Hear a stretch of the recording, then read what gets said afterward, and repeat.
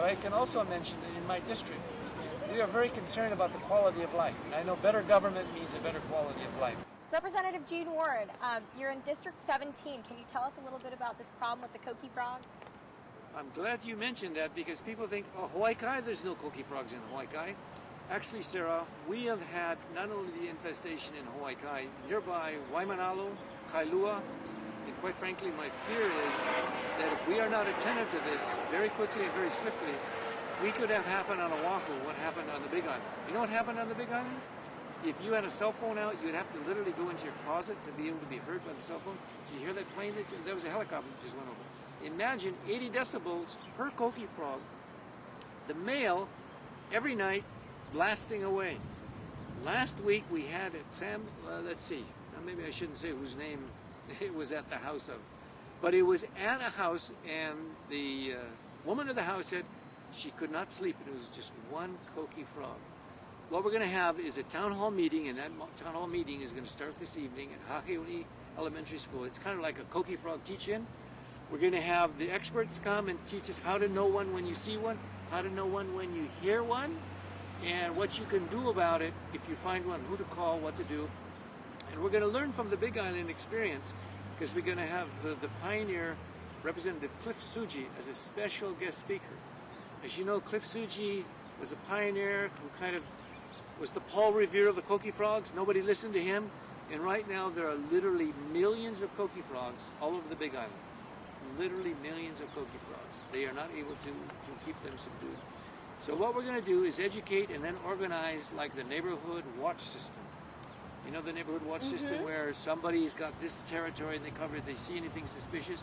In this case, if you hear anything suspicious, we're going to have, and I should show you all the armament. It's not going to be a mace, but it's this. That's the call of the coqui frog. Can I get that a little bit closer to your microphone?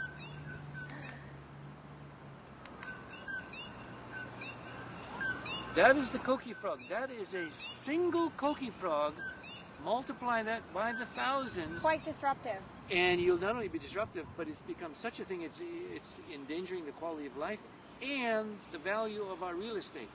Did you know that the state of Hawaii standard disclosure form on real estate, if you buy or sell a house, has to indicate do you have the presence or absence of coqui frogs? Oh, really? It's become that serious. So tonight we're going to have a teach-in, we're going to have a lot of people speaking about it, a lot of people learning, and then hopefully go out into the community so whenever they hear this sound, they're going to be prepared to say, no coqui frogs, zero tolerance, we're not going to allow them to have a toehold in our community. Staying on top of the issue of the environment, I've been hearing this solar on every roof chant coming from your office. Can you explain a little bit about that? More music to my ears, better than the sound of the coqui frog. Solar on every roof is a mantra, is a slogan, is a goal, if you will, of my office to make sure that the $7 billion that we import every year in terms of fuel is minimized by having a solar water heater. It's not solar photovoltaic, but it's a solar water heater on every roof.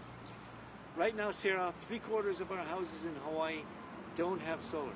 I myself are guilty. I didn't want to put the $5,000 out, but the bill that I've introduced is going to make it so cheap. You could get a free solar and then pay for it by the amount of money that you're going to save by installing this solar, which will amortize your loan. For example, solar is 40% of your bill. Whatever you save on your water bill, you will then be able to put back towards the payment on the solar water heater. The other thing that this bill does is codify solar leasing. The biggest solar company in Southern California is going to be coming here, Solar City, and they're going to put a solar on your roof, and all they're going to do is lease it to you. You don't have to pay anything up front. It's like leasing a car. Nominal transaction, but it's something that you pay for because you're going to be saving money. The third thing is we're trying to get low cost or interest-free loans to get a solar on people's roof. Did you know every day that you don't have solar, you're burning the equivalent of 15 gallons of gasoline? 15 gallons of gasoline.